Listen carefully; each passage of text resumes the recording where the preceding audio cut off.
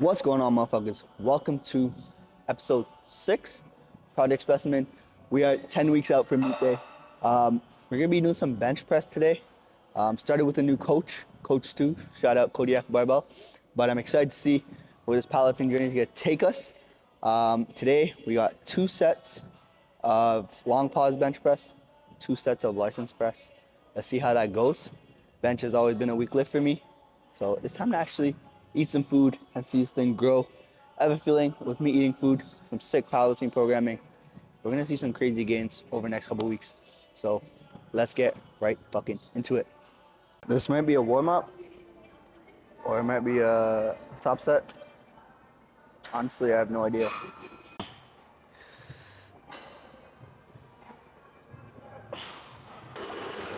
That's gonna be a warm-up. Fuck it. Yo guys, so as we're going into the long pause bench press, this could be a top set, but essentially what I'm focusing on here is number 1, driving through my toes to push myself back. Number 2 is going to be really getting a lot of pressure through my pinkies. I'm really trying to bend the bar and trying to hide my armpits, right? And that's what's going to keep your lats engaged on the bench press.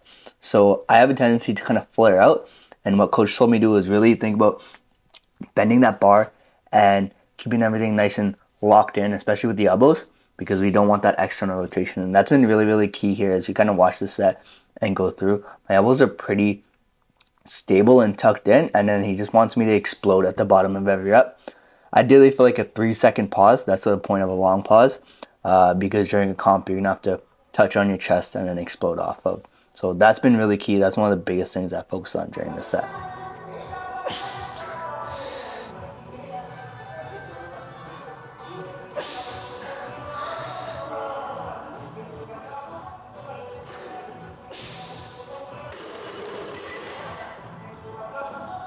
Yo, so we just wrapped up our top set of long pause bench press.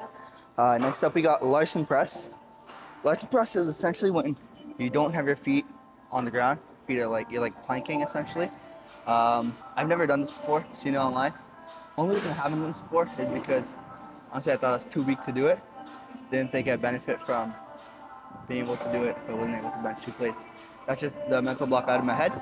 But coach got it in, so we fucking do it. I'm excited. I warmed up a little bit with it to kind of get the execution, but we'll see how it goes.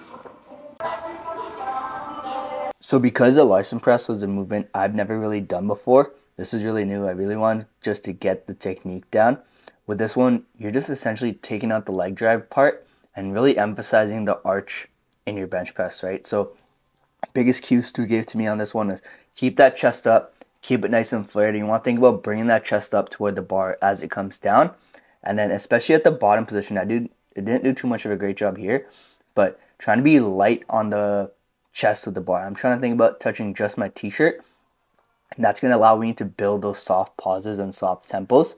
So when I go into my regular bench, I'm not sinking into the bottom, because when you're bench pressing in competition, what they're looking for is waiting for the bar to come motionless on your chest. And if you're sinking that bar into your chest, 1, you're going to lose tightness, and 2, it's going to take a lot longer for them to call that press command, right? So that's one of the biggest things I'm focusing on here. I think it went a lot better on my second set. I'm so much lighter on the chest. Really thinking about same thing with the pinkies, keeping them nice and rotated, hiding my armpits, and getting a lot more tension. So I'm really excited to see how this movement is going to progress going forward. But if any of you guys are looking into trying the Larson press, definitely would recommend it. I think it's a great movement to, 1, focus on that arch, and 2, focus on getting that control, especially without the legs. Alright guys, something new. Got flat dumbbell neutral grip press. This motherfucker said just use 50-pound dumbbells and get as many reps as you can. Like, not even like rep prescription. And every week it just goes up in weight from 50 to 55 to 60. So never done that before. But I like this. I like this program, and make sure it's feeling great. Fuck. When I'm pressing the 50s, I think this was a really different approach where it's just going for AMRAP. And I think of this as more of a hypertrophy builder, which is probably why Stu has it in there. And it just takes out the really complicated bar training and makes it simple. It's like, use this weight, do as many reps as you can, focus on keeping that chest up. Biggest thing I want to focus on this one is keeping my elbows nice and tight to my body. I noticed near the end it kind of started to flare out, and that made it harder to lock out. So same thing as the bench press, squeezing my armpits, trying to hide those armpits from the world, right? Hiding the kid from the world, not hiding the world from the kid, something like that. And keeping it nice and tight the entire time. And I kind of struggled on this one. And last one I struggled to lock out on. So that's what I'll be focusing on for this one for next time.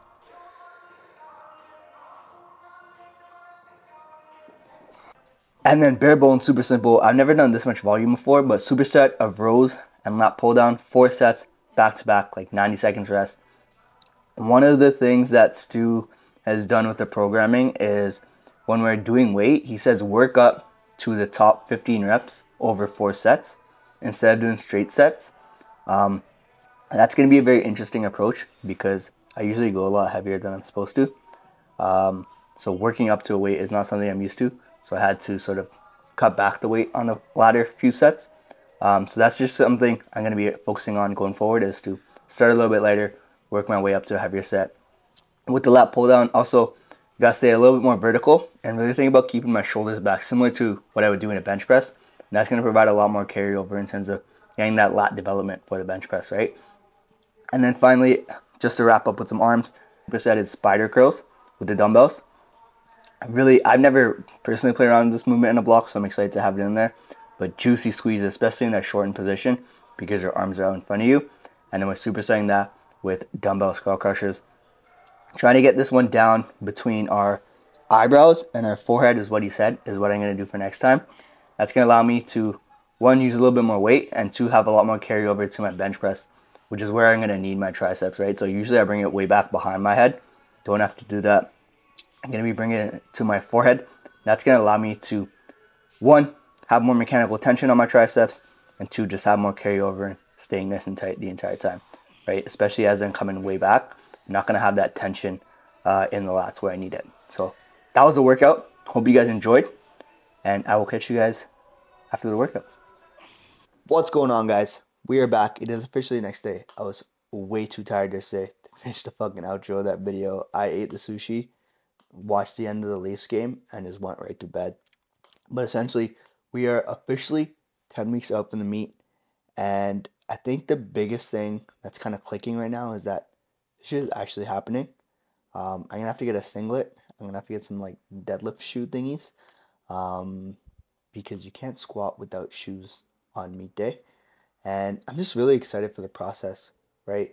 Especially as we go into this, I think there's going to be a lot of, what do you call it?